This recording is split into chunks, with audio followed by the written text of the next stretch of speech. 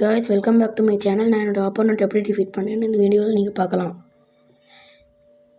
நான் ஓப்பனிங்கில் நார்மலாக தான் விளாண்டேன். எண்டு கேம் தான் கொஞ்சம் யோசிச்சு விளாண்டேன்.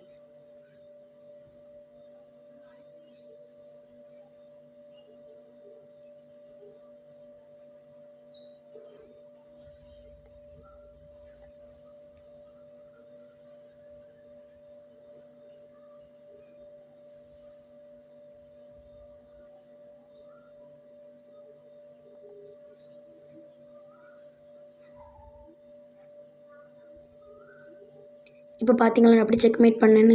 என் ஆப்போனண்ட் பண்ண பிளண்டர் மூவ் இதுதான். இதுக்கு பதிலாகவே குயின் இந்த சைடு மூவ் பண்ணியிருந்தா மறுபடியும் மேட்டு தான் வந்திருக்கும். ஆனால் அதுக்கு பதிலாக அவன் குயினை நம்மளை மேட்லேருந்து தப்பிக்கிறதுக்காக கீழே B6 கொண்டு வந்தால் நம்மளால் மேட் பண்ண முடியாது. ஆனால் குயின் ட்ரேட் தான் பண்ண முடியும். ஆனால் குயின் ட்ரேட்னால நமக்கு என்ன நல்லது? இதுக்கு பதில் வேறு ஒரு சான்ஸ் இருக்குது. மேட் ஆகிட்டு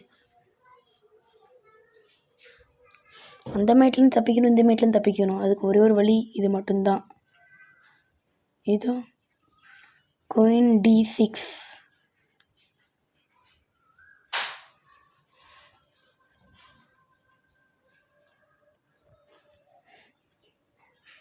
இப்போ நம்ம இந்த ட்ரை பண்ணால் வேஸ்ட்டான ட்ரேடிங் ஆயிரும். இந்த ட்ரேடிங் நடந்தால் நமக்கு ரொம்ப வேஸ்ட். நம்ம ரூக்கு லாஸ் பண்ணுவோம் இந்த ட்ரேடிங்கில்.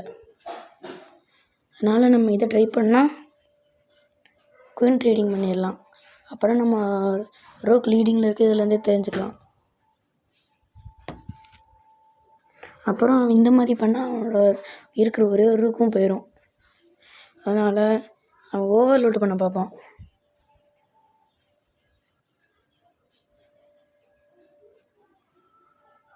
ஆனால் அப்படி இருந்தால் கூட நம்மளோட சில பான்லாம் எடுத்துகிட்டு இதுக்கு சப்போர்ட் பண்ண பார்த்தா நம்ம திரும்ப இதை அட்டாக் பண்ணி எங்கேயா கிங்கை மூவ் பண்ணால் நம்ம டபுள் அட்டாக் பண்ணி அந்த காயினை வின் பண்ணிடலாம். இப்போ ரூக் வச்சு ஃபோர்ஸ்டு டு டேக்கு.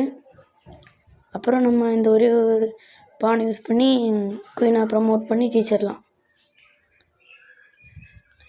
இந்த வீடியோட எண்டில் ஒரு மேட்டின் ஒன்று இருக்கும்.